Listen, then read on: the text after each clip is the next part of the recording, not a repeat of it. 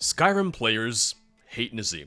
Despite his limited interactions, the few that we have with him aren't great. He comes across as smarmy, condescending, a bit haughty, and very full of himself. From asking if you get to the Cloud District very often, to his insistence of his importance in the court of the Jarl, and even how he treats other NPCs, such as Carlotta and Isolde. The irony in all of this being that Bethesda didn't even give him a home. He just lives in the Drunken Huntsman. And because he's not really tied to any quests, there's never really been any consequences, should he have an unfortunate accident.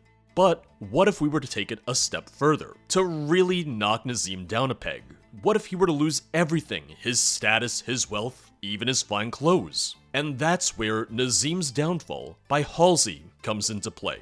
With this mod, he loses his wife, his wealth, and even his height. He's reduced to a beggar's life, sleeping by the Whiterun well. He's smaller in stature, but he can run pretty quickly for his size. The guards no longer care if you attack him, which becomes even more fun if you use the Bully Nazeem mod, which has him ragdoll whenever he's punched. And just in case all of this wasn't enough, he's been cursed by the 9 divines. Should you kill him, he'll just respawn. Truly, this shall be his circle of hell. I like to imagine that him losing his status is the result of a messy divorce, with Alum taking everything he has, keeping Chilfaro Farm and reducing him to a beggar. Without his money, his affluence, and his business, he's lost his status with the Jarl. I'd love it if we could ask him if he gets to the Cloud District very often. The funny thing is, he still has all his regular lines, so you just have this tiny, homeless Nazeem bragging to you about his accomplishments, which I guess does still feel a bit in character for him. As for the Divines bringing him back to life again and again, that's a little bit of a new one. And I'd almost say that's probably not the most lore-friendly. I guess him suddenly shrinking also wouldn't be lore-friendly though. But we do see Molag Bal bring the one priest back to life again and again just for you to torment them. So maybe make it that he angered Molag Bal instead of the 9. It just feels a little bit more fitting for the Daedra to do out of malice than it would for the Aedra.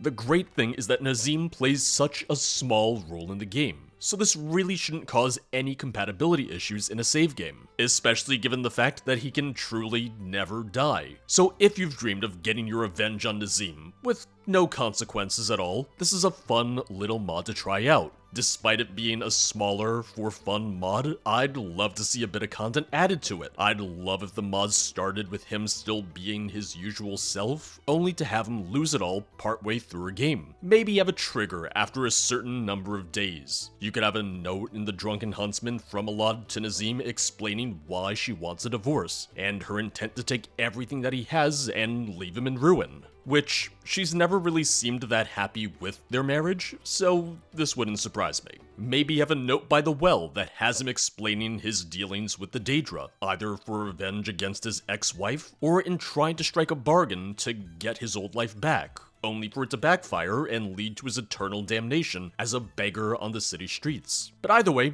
in its current state, it's still a fun mod. It's the kind of thing that I always like to see just because it helps add a little bit more humor into a playthrough. So check it out, and punch Nazeem today.